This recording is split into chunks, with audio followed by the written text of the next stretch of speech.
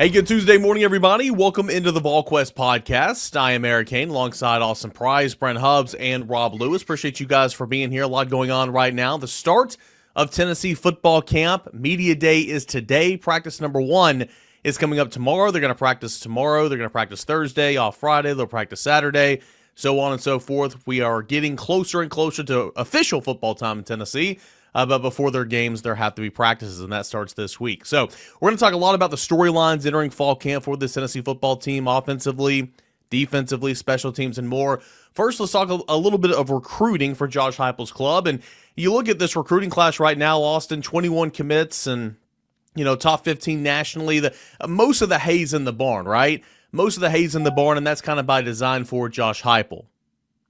Joel Wyatt jumped in the boat yesterday, and this has been a long-time target, in-state target for the University of Tennessee, an athlete, edge, safety, receiver. There's always been questions, but Wyatt went ahead and pulled the trigger. He is joining the class for Tennessee here in the class of 2026. Yeah, and was very comfortable with Tennessee the entire time. The only thing he was not comfortable with was their notion of playing him at edge. And does he grow into that? I mean, I think it's potential, right? I mean, like, he's 6'4", 200 pounds.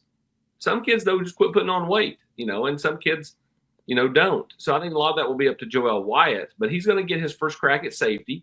Tennessee told him that they would give him a shot to play in the secondary, and he's going to have to prove he can do it. If he proves he can do it, then I think Tennessee's added a really versatile, long, athletic playmaker on the back end of their defense. And if he finds out that he can't play back there, then, what's the worst that can happen? He ends up going where they kind of projected him to anyway.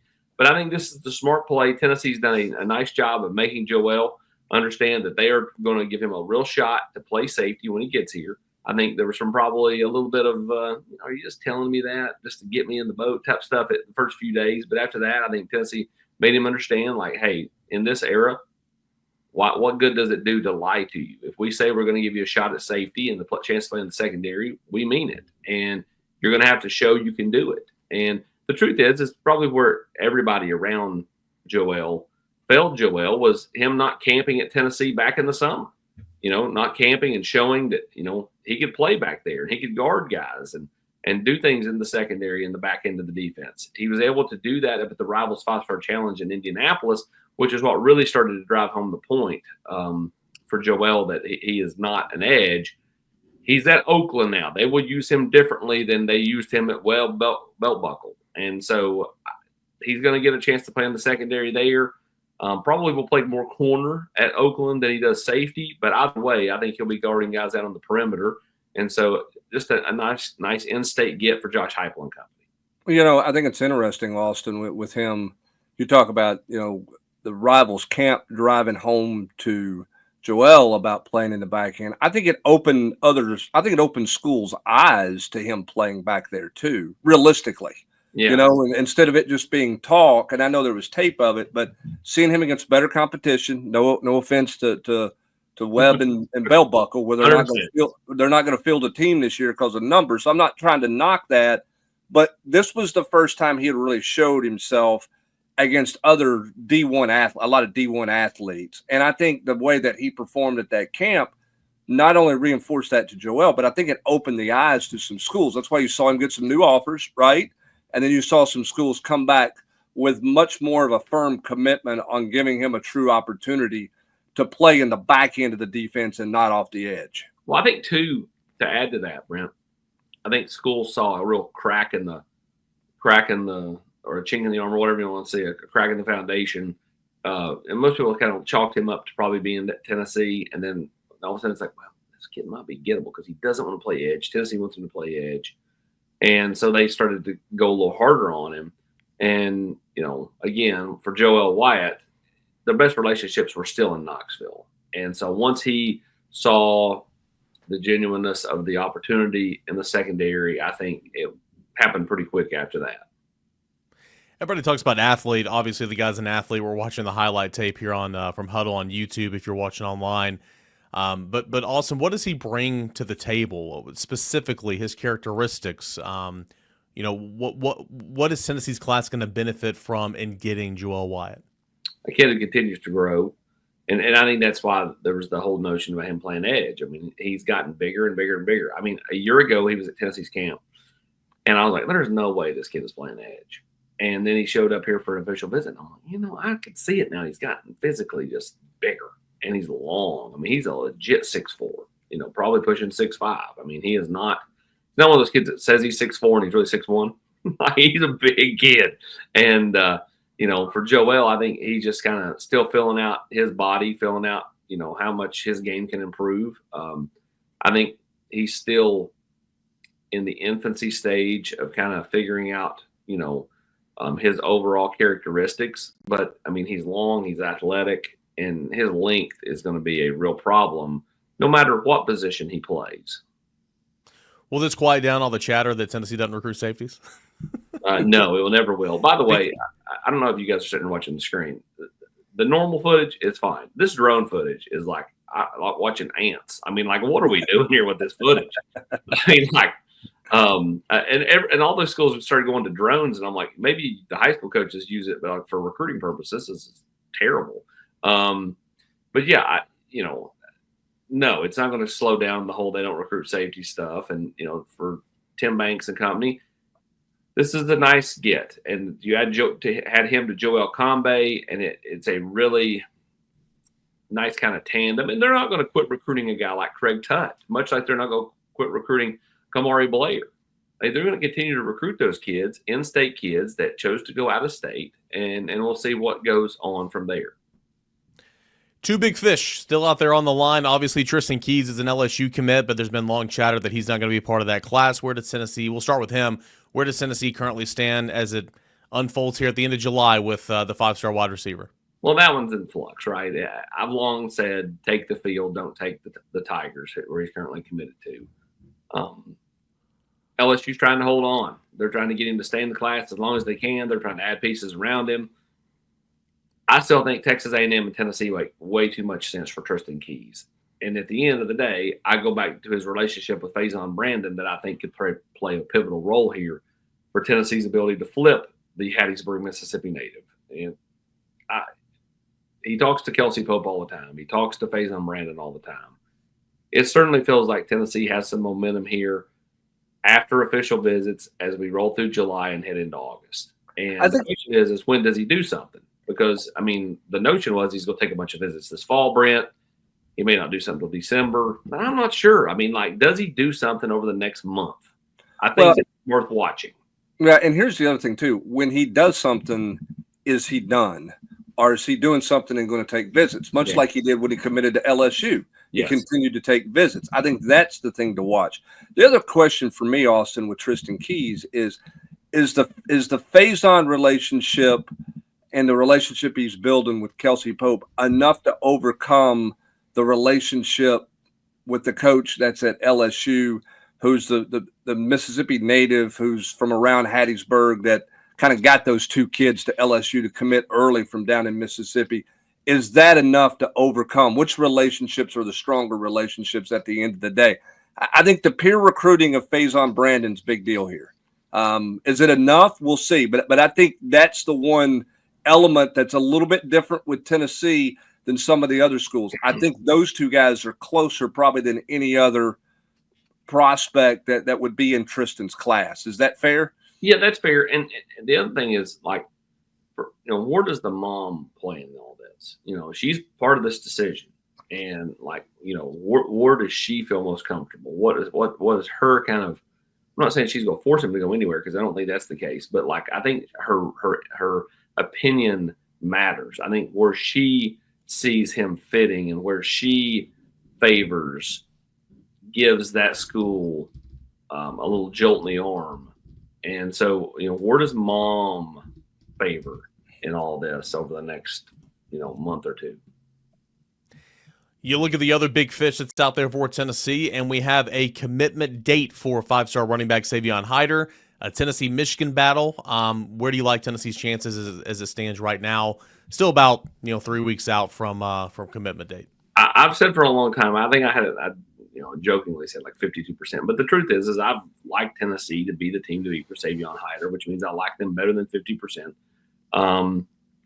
For several months now, I feel like Tennessee's quietly just kind of went to work here. And I think for Savion, why has he waited this long?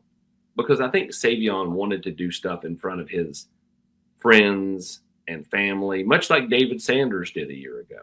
And I think making an announcement at his school, doing something around his classmates that he's grown up around with, sharing this with them was important to him. And so I think Michigan's still there. It's definitely a two-team race.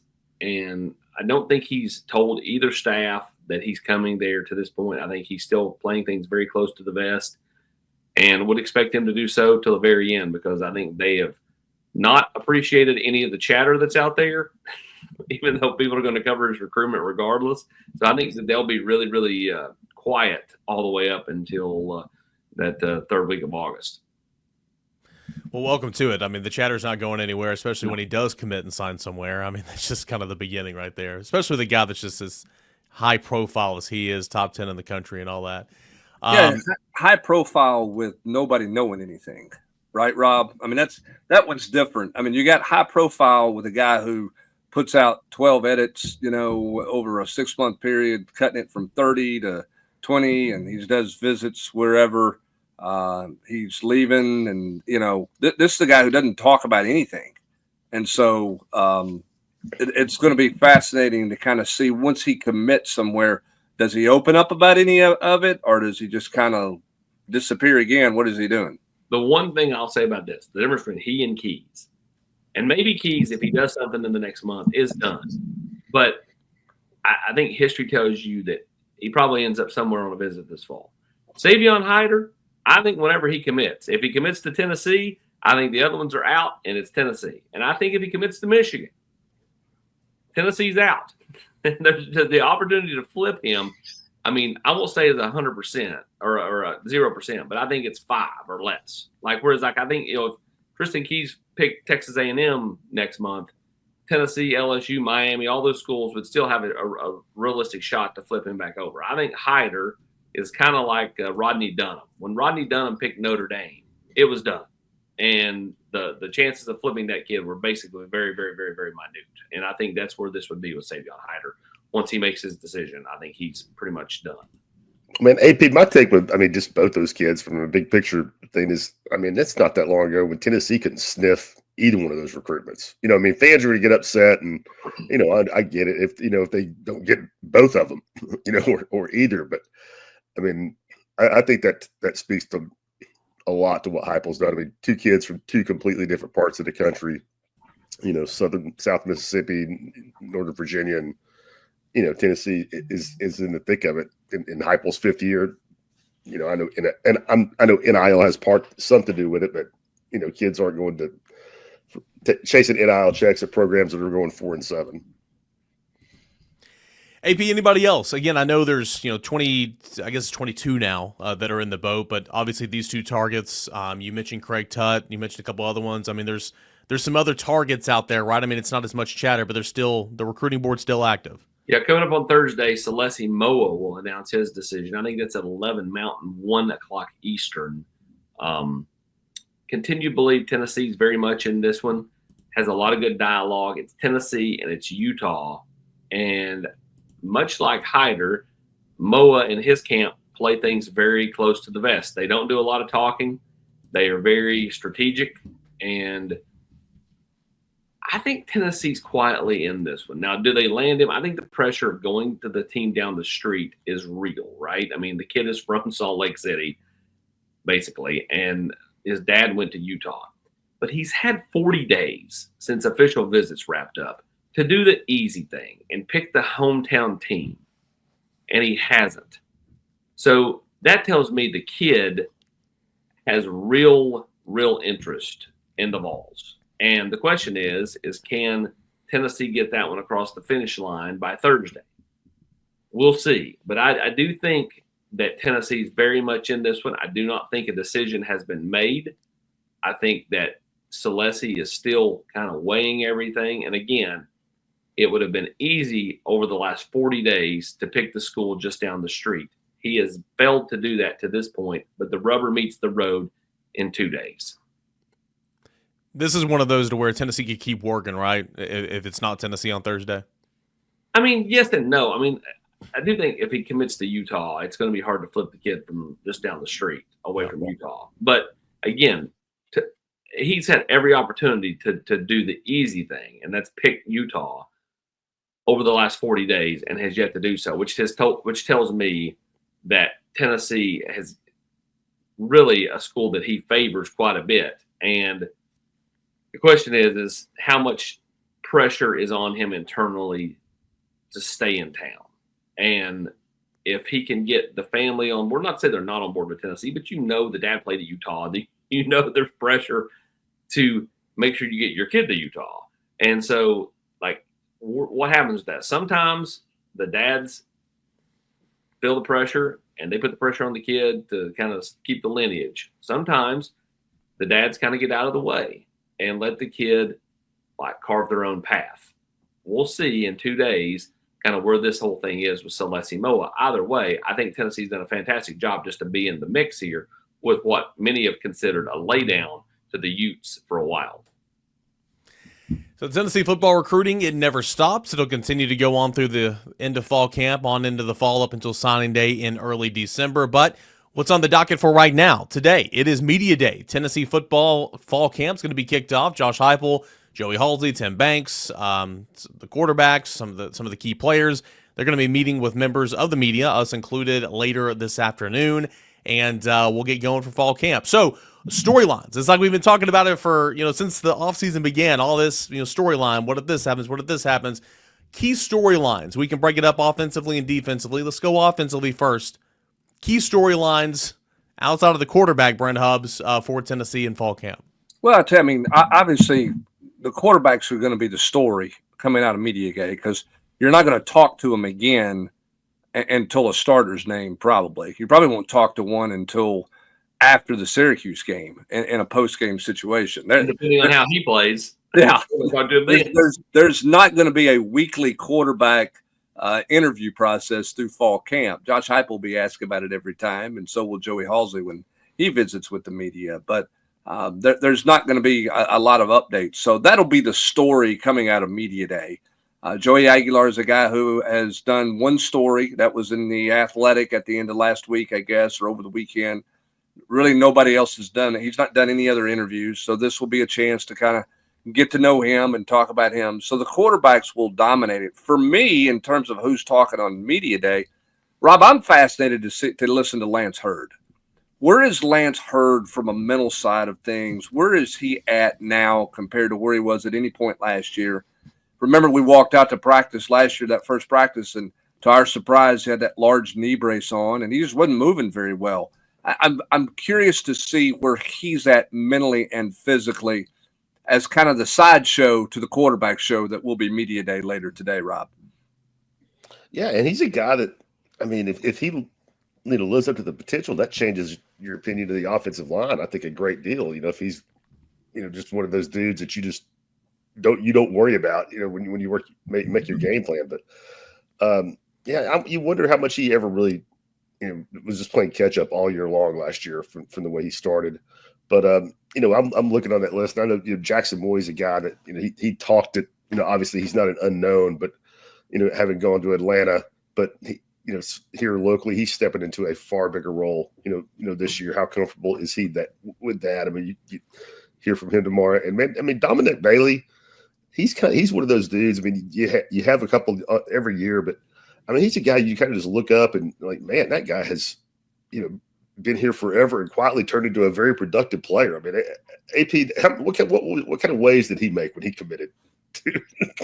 Yeah, I mean, outside of just coming from a traditionally talent-rich high school program, I mean, it was just kind of a name, Rob. And you're right. He kind of just put his head down and just kind of hung in there. And he's built some really good bonds. Him and Bryson Eason are like peanut butter and jelly. I mean, they're thick, and again, I've said, like, maybe they're not as deep as they were a year ago on the defensive line when they were just ridiculously deep, but there's still a lot of talent on the defensive line, whether it be Moy, as you referenced, Dominic Bailey. They like some of these young kids. I think this is a real opportunity for Tyree Weathersby this year. Tyree West continues to be a leader on this football team. And Hubs knows how I feel about the offensive line. So for me, the biggest question is the receivers, and it will be the receivers until they play real games and prove they can do it. It'll be the receivers until after the Georgia game at that point, right? I mean, it is kind of where it's at. I think, Eric, what's interesting when you talk about prevailing kind of bigger storylines, and this conversation was on the message board, so I'm stealing it. I don't remember who posted it. But you're in year 5. Josh Heupel's done really good things, really, really good things. But in year 5, offensively, you have a ton of question marks. Defensively, you almost feel like you're reloading a little bit. And I think that's a credit to what Tim Banks and his staff have done, committing to younger players. And a guy like Dominic Bailey is a great example, right? He plays, early and kind of continues to grind through. I mean, Rodney Garner wasn't sold on Dominic Bailey when he got here. I mean, because that was a carryover deal that he had signed. And I mean, Rodney was like, I'm sure was like, wait a minute, this is not a guy I recruited. I can remember when he said, I can just remember, I don't remember what it was, but I can remember Rodney in a press conference kind of just saying, he's better than I thought he was. He's going to play. But they played him. They played Hobbs early as a freshman. They played Caleb Herring every year. They play linebackers, young players. So defensively, it feels like there's not a bunch of brand new faces. There'd be some new guys, but you sort of know who those guys are. Now we'll see about the two freshman linebackers or the 3 freshman linebackers. But you know what I'm saying, Eric? Like you know all the names. Offensively, the only way you know the names is you know them from the recruiting profile. But because there's such a turnover there with offense, I think it's going to be fascinating to see the development of that side of the ball and how quickly the development happens, not just at the quarterback position, but at all spots on this offense. Yeah, I mean, it all kind of hit at once, specifically when you look at the offensive line, where there was a commitment to play defensive linemen early in their careers and linebackers early in their careers. And that's easy. I get it. There's a rotational aspect on defense. I recognize that. We're going into year 5, and this should be the first year that you see a high school kid that was recruited, signed, and developed by Tennessee actually start a football game. David Sanders at right tackle, potentially William Satterwhite at center, so on and so forth. And again, you held on to some veteran offensive linemen, and then you went portal shopping a couple of times to kind of fill some gaps and all that. So there's not been that commitment on the offensive line to this point. And then they all kind of leave at one time because they run out of eligibility, so on and so forth, and that's kind of where you are. Receiver, you could have had that commitment last year, but you simply just didn't play some of these younger guys. And now it kind of all smacks you in the face. So, yeah, it's going to be interesting. Obviously, the biggest question is your quarterback, and that's going to dominate the storylines, but you also have no clue about the wide receivers. There's 4 or 5 starters on the offensive line are brand new, and that lone returning starter, Lance Hurd, going back to what Rob said, it felt like he never really got his feet under him last year, but this offseason has been good for him. Brent, he's lost, near around 30 pounds or so. Is that right? That's right. Yeah, somewhere in that ballpark. I mean, knock on wood, he's healthy, right. but he's got a lot to prove as well. So, yeah, it's very interesting to your point, to the poster's point, to go and look at where the defense is right now, look at where the offense is right now entering year 5. Here's the thing about Lance Hurd, and Hubs knows where I'm going. It's a contract year. Yeah. It's a contract year. So he's going to be motivated, should be motivated. And you're going to get his best. And as he told me back in the summertime, a year ago, I was not at my best. A year ago, I had never really been injured this time. Then I saw what people were saying about me. So the second time I got injured, I pushed through and played injured because I didn't want to look tough. I lost my grandpa, which rocked me. And now he's lost his weight. He's more focused. He's more driven. Again, contract year. I think you're going to get Lance Hurd at his best. And to your point, Eric, about the high school kids, they're going to start too, whether it's Satterwhite at center and potentially, somebody else at guard, or, most likely it's not Satterwhite at center. I mean, Pendleton's going to be Pendleton's going to be a guard or center, and depending on where he is, it's going to be a high school kid at the other spot. Correct. So there's going to be 2. Right. So, I mean, again, which is a good thing. It's a good thing for Tennessee. Much like playing some of these young kids is going to be a good thing. Pushing some of these kids to the field, throwing them in the deep end, seeing if they can swim. Somebody's band may play, your band may play too. Here's the thing, Rob. I mean, and I've long loved Austin's point of it being a contract year, but in the day and age we're living in now, really every year should be a contract year, right? For players and coaches. Yeah. I mean, what do you got? I mean, and I think more than ever playing the young guys in the NIL era, if you're going to be a program that decides you want to develop your own, then, I mean, it really behooves you to get those guys on the field early. I mean, really early. Like against, ETSU, every, healthy freshman should play. But yeah, I think playing young kids more and more is pivotal. Well, just to find out what you have. Yeah, if you're not going to go 10, 12 in the transfer portal, Austin, and you're going to invest in the signing class, then, I mean, listen, I said this months ago, and I agree with that. And I continue to agree with what I said. Not that I'm great, but David Sanders can't stand over there and watch. You got too much, and now it doesn't matter because Larry Johnson is gone. But even if Larry Johnson was here, how are you going to sit there and go, okay, well, we're not going to play. We're not going to play him. Like, those guys have to play. That's the decision you made when you made the commitment to go and recruit and sign a guy like that, a high-profile guy. You got to play him out of the gate. By the way, did you just say you agree with something that I agree with something I said earlier? I did not say that. Well, by the way, I want to point this out. This is an old Rivals camp shirt. I don't want anybody on the YouTube comments to talk about what college team color I'm wearing as a T-shirt today. So everybody see that this is an old school Rivals camp shirt is what I'm wearing today. I just thought it was going to be peak Eeyore Hubbs if he was disagreeing with himself. No. Next, we go to Brent Hubbs in the field for more on the story. Thanks, Brent. Great stuff. Sorry, I did not say that properly, but my comment from months ago still stands. If you're going to pay that kind of money, you got to play him. Yeah, you got to play him. And here's the other thing too. You're right. Every year, technically, is a contract year. Now the kids get paid, but there's a difference between NFL first round contract and another NIL contract a year from now somewhere else or at Tennessee. Everybody's different, AP, but look at a couple of the recent big-time contract years. I know I'll forget a few. Darnell Wright, Tyler Barron. Yep. Yeah, I mean those are two that like really came to mind where they really just, man, they helped themselves in a massive way. And I know Tyler Barron didn't finish his career here, but still helped themselves in a massive, massive way. So here's the hope, and Lance Hurd can do the same. I wrote about this over the weekend too, and there's some more questions and everything. I'm very fascinated, guys, in the safety position this fall camp. You went from not being so excited about the safety position last year to being a 4-man rotation, which was exciting in its own right because they played multiple guys. But that 4-man rotation led by Will Brooks, who was clearly the best one. It wasn't even close. Before interceptions, he's now gone. And then you had Christian Charles and you had Jacoby, whatever his last name is. They're gone. Jacoby Thomas. Yeah, Thomas, there we go. And now it's Andre Turrentine, and he's the only one there. And so you're going to be playing Idris Farouk, who I think the staff likes. Caleb Beasley made the move over from corner to safety.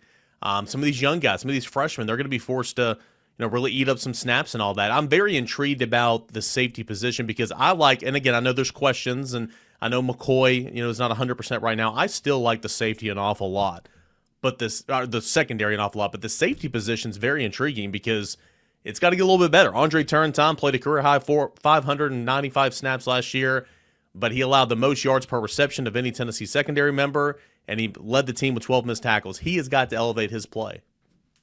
It's all intriguing to me in the secondary, but overall, whether it be at nickel with what goes on there, whether it be the health of Jermod McCoy and, how quickly can he get back, which, again, frees things up for Colton Hood to kind of be this jack-of-all-trades kind of player.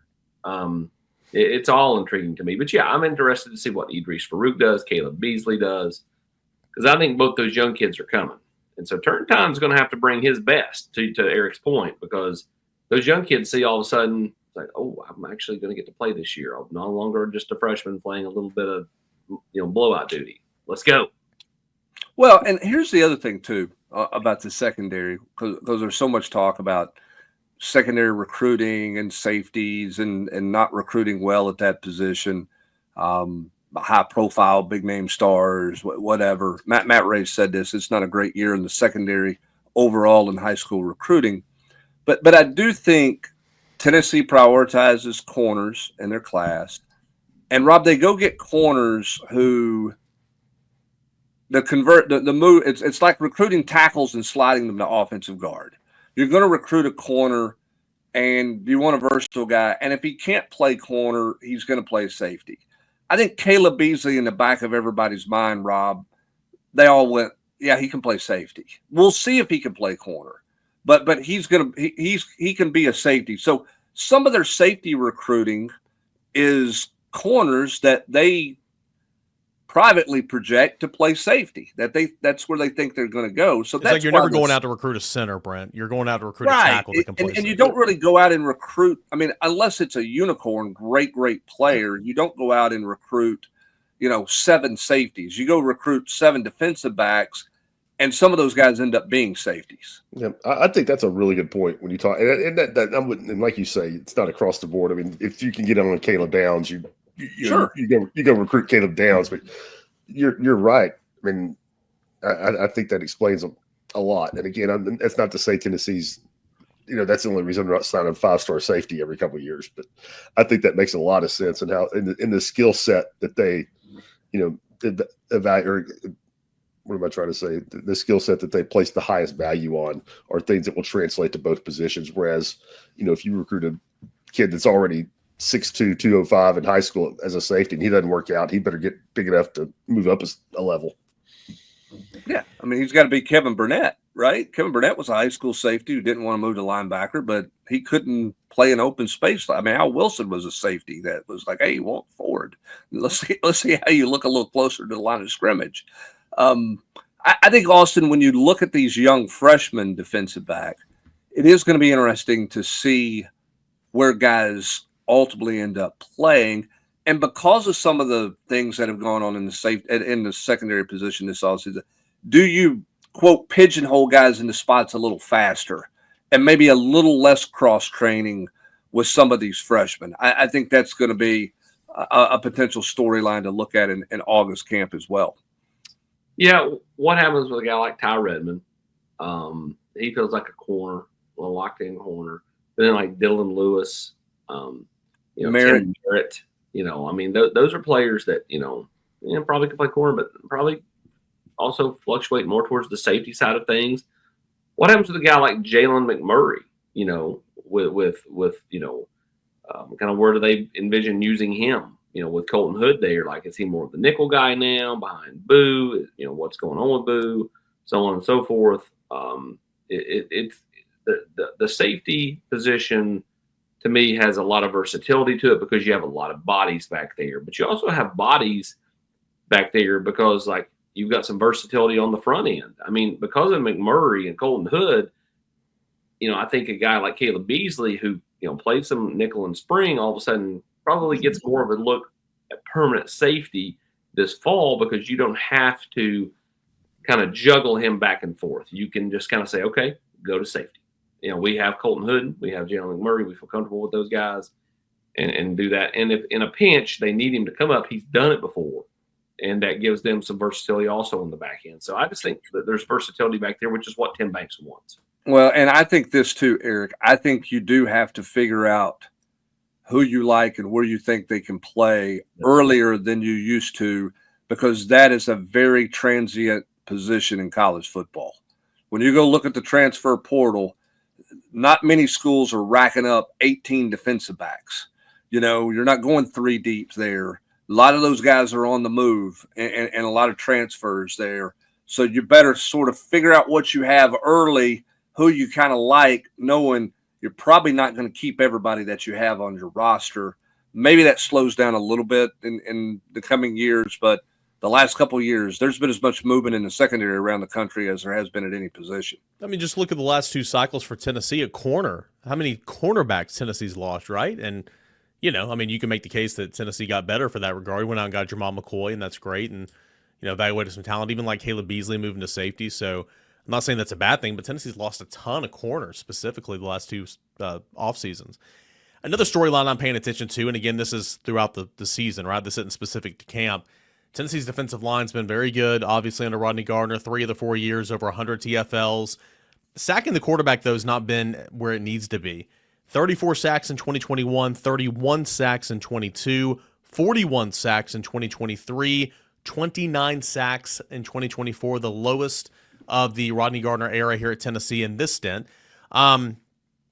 James Pierce Jr. is no longer on the team, right? I know he took technically stat-wise a step back last year compared to his junior or sophomore year, but Joshua Josephs, Caleb Herring, Jordan Ross, some of those guys in the interior, Tyree West, Tyree Weathersby, so on and so forth.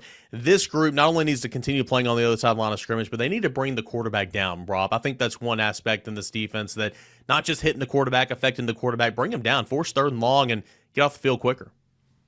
Yeah, it's weird to say that you lose a first-round pick, on the edge and Pierce and have a chance to be better, but I think they do. I mean, and I mean better just from a stat standpoint, because that's a pretty low bar, based for what they have done in the past 3 or 4 years. And I mean, I think the talent is there, and I don't know if Moy's going to be as good as Omar Norman Lott, but I mean, they got some guys like he and that can bring, they're not going to be double-digit guys, but they can, they've got some quicker twitch guys in the interior that I think can push the pocket. But really the bottom line, if they're going to be upper-level SEC, Caleb Herring's got to take a step, Joshua Joseph's got to take a step, and Jordan Ross, who just looks like $1 million, has got to take a step. And I'm not hating on anybody for not being productive as a freshman, but he's a guy that with his pedigree, he needs to take a step forward.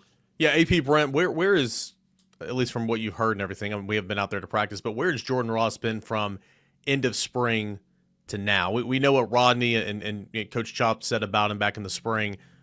What's the summer been like for a guy like Jordan Ross, who got here in the summer last year, that wasn't here for spring ball? I mean, productive.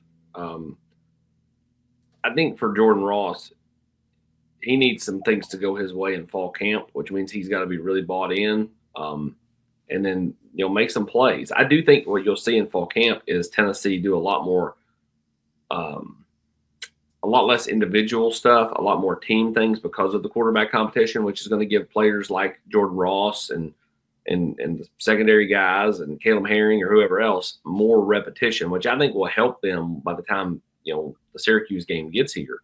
But I think for Jordan Ross, he needs to, make some plays early. You knew early on, go back to that Virginia game 2 years ago, James Pierce was going to be a problem.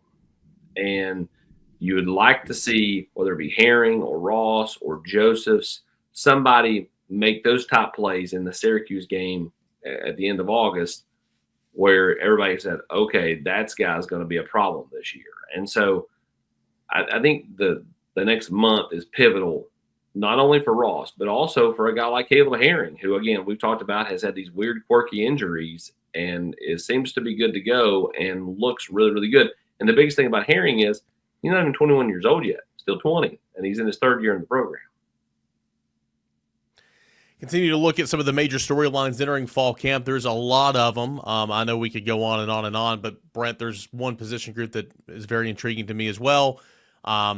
And that's the tight end position. The Tennessee looks to try to find a 3rd tight end. Cole Harrison doesn't look like he's going to be 100% to begin fall camp. The top 2 are Miles Kitselman and Ethan Davis. Who's that number 3 going to be? Jack Van Dorselaer, Desan Brame, 2 true freshman tight ends. Van Dorselaer had a pretty good spring. Brame was sidelined some, a lot of potential there, but I think tight end is also a spot that everybody's going to be watching, pretty closely. Yeah, and I mean, I think you're going to probably see the 2 freshmen play pretty equal amount. I think as the 3rd, kind of be 3A and 3B, if you will. And we'll see how the 2 of them develop. Different type players. Van Dorselaer is more comfortable, I think, with the physicality part of it than Brame is right now. Brame's more comfortable in open space. Typically what that means is a guy like Van Dorselaer is a little further ahead because it's harder to teach the physicality part of it. I mean, Ethan Davis has been trying to be a big wide receiver, learning to play tight end for a good bit of his entire career at Tennessee. So I think Van Dorselaer can be a little bit more ahead early on because of his physicality, because he's more comfortable in doing those things. and we'll see how far Brame takes that in August. I mean, you go back to the freshman years of Joshua Josephs and James Pierce. Joseph was ahead because he was more physical. He could play the run. James Pierce couldn't do anything with the run. He was a straight third and long guy only, and that's why Joseph's made more plays that for their freshman year. But everybody in the program told you James Pierce had a better explosiveness, a better first step if he could put things together. And then we obviously saw what he did his sophomore year. So even though Brame and Van Dorslayer's weights are, right in the ballpark of each other, Austin, because Van Dorselayer has played defensive line in high school as well as tight end, don't you feel like he's more physical than Brame is out of the gate right here? Aren't you more curious about Brame's physicality than you are anything else about Deshaun Brame's game? Yes, 100%. The notion this whole time has been Van Dorselayer may be more ready to play year one, Brame higher upside overall. But I'm told that Brame has kicked it into overdrive after watching Jack Van Dorselayer, have a really nice spring, have a nice spring game, and has, I won't say passed him, but I think, the physical side is what they're looking for. If he brings that in fall camp, there's a real shot Deshaun Brame goes like a rocket ship, because there are some things the other guys just do not have that Deshaun Brame has as far as athletic ability, twitchiness, those type of things. So be interesting to see what he does from what you're talking about in fall camp, because I think that's the one thing that's going to either push him to the field if he shows he can do it, or keep him off of it if he shows he can't. Yeah, the dude was returning punts in high school. I know that's the prep level, but you got a tight end that was returning punts. I love that combination. Out the door, I do want to ask you guys this question. ESPN did an SEC preview a couple of days ago. Bill Conley listed, 6 SEC title contenders, therefore, top 6 for the college football playoff. Tennessee was number 6 in that regard. But when he did Tennessee's preview, he ended with this sentence, and I thought it was pretty noteworthy. I think Grant wrote a story about it. Year 5 of the Josh Heupel era could be the team's best defense, but the worst offense under Josh Heupel.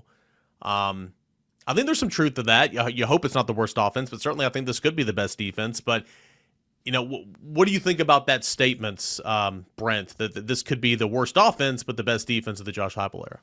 Well, I tell you what, if this is the best defense, then that's pretty impressive, because I thought last year's defense was really good. When you look at what they did, the number of games where they didn't give up a touchdown in the first half. I mean, what did that go into? November, late October before that happened? They were terrific a year ago. And because of that, offensively, they didn't have to be very good, and they weren't. I think it's easy to say that. It's easy to say about that about the offense, because 4 or 5 starters on the offensive line, quarterback, 60% of your receivers have never suited up and played in a college game. All of those things, when you look at it, you say there's so many question marks on offense. They don't have to answer one thing. They have to answer something at every position, with the exception of probably tight end and maybe running back. But I think behind Deshaun Bishop, you're still answering questions. Then you're replacing the SEC Offensive Player of the Year. Just so many questions that it's easy to say. I don't think that's a hot take, guys, when you look at saying this could be, if it doesn't develop, this could be Josh Heupel's worst offense.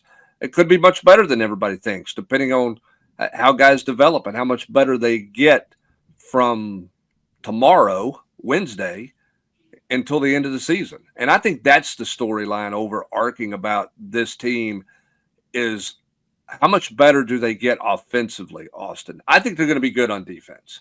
I think Tim Banks has got his identity. I think they know who they are. I think they've played enough players that they're returning enough veterans. But how much better are they offensively late August, September, 1st of November? How much does this group improve? Yeah, and there's just so many unknowns, it's hard to know. I think this could be a defining moment for Josh Heupel. It could be his finest hour, because left for dead in the spring with a quarterback situation in flux, with a wide receiver room with no proven commodities. If he goes out and develops and produces, and Tennessee wins football games with good offense, I don't mean being carried by the defense, then I think it only validates Josh Heupel going forward. And I think that he likes the role of being kind of the underdog. I think he likes to be doubted. And I think, again, this could be his finest hour. But a lot of that will depend on one position. And I've said it, and I'll continue to say it. It's the receivers. It's not the quarterback position. I think he'll get quarterback play from whoever's there. It can't – I mean, it's not like Nico set the world on fire last year with 2,600 yards and 19 touchdowns. And, 11 or 12 of those were against, the three of us.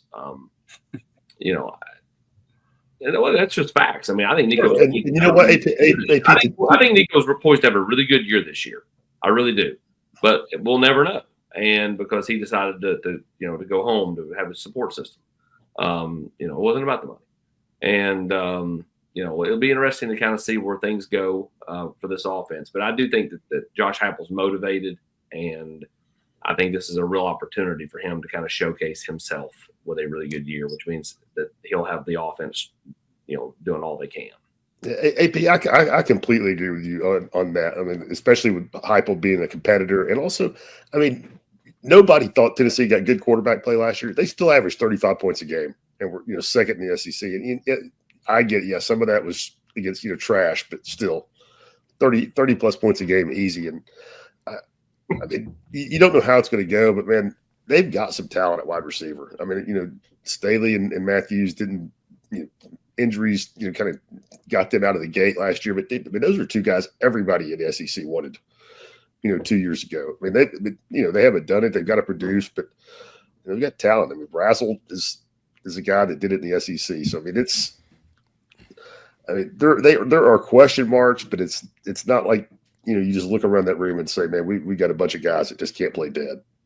Eric, Josh Heupel keeps receipts. We're very aware of the fact that he keeps receipts on things that are said. It's not that he's heard that everybody's figured out his offense, and it's gotten progressively, the numbers they've gotten progressively down since 2022. You know where he's at. Nothing would make him happier. Nothing would satisfy him more than to put up numbers in his offense with a group of guys that most people weren't projecting to be the guys, this time a year ago. Nothing would make Josh Heupel happier. Nothing would please him. Not that he wanted guys to leave, but nothing would make him happier than to basically assemble an offense in a large part January through the spring transfer portal and put an offense out there. Nothing would satisfy him from an ego standpoint, if you will, than that. Yeah, I mean, at the end of the day, he is a quarterback. He loves competition. He feeds off that. I mean, you can see it on the sidelines. You can see it in the press conferences sometimes when he comes in after like a scrimmage or something. He feeds off that. And, it was different circumstances, but Cedric Tillman was nobody in 2021. Velus Jones, he was a name, but he was nobody at the wide receiver position in 2021. Let's not forget, Jabari Small rushed for 14 touchdowns in 2022. There's been guys that have been very, very successful in this offense, and so I think that's going to fuel him for sure. Can you limit the turnovers at the quarterback position? I think that's a big-time question. If it is Joey Aguilar, based on what he's done, obviously if it's Jake Merklinger, he's never kind of been in that position before, so I'm intrigued. It's going to be a lot of questions that aren't going to be finding answers week 1 or week 2. Hopefully you'll find some by week 3 in Georgia. But going back to what Brent said earlier, how much? And I say this about David Sanders as well. Take David Sanders in the Tennessee offense against Syracuse on August the 30th. Then look at him midway through October. How much better are you? You hope that you're taking strides every single week. You hope David Sanders is a much better football player the third Saturday in October than he is against Syracuse to kick off the season. So that's something to pay attention to all season long. All right, fall camp officially getting going today. Practices tomorrow, but you've got Josh Heupel meeting with the media today around 12:45. Tim Banks will follow him. Joey Halsley will speak as well. Quarterbacks, Merklinger, G-Mac, Joey Aguilar, along with Deshaun Bishop, Lance Hurd. They are going to speak around 1:50, 2 o'clock-ish. and some defensive players, Dominic Bailey, Jackson Moy, Ricky Gibson, Andre Turrentine, Jeremiah Thielander. Those guys are also scheduled to speak later this afternoon as well. We'll have all the coverage, all the videos, all the conversations on the Journal's Quarters and at Volquest.com. Tennessee football season is back. Fall camp starting today with Media Day. For Austin Price, Brent Hubbs, and Rob Lewis, I'm Eric Kane. Appreciate you guys for being here and joining us here on the Tuesday morning Volquest podcast.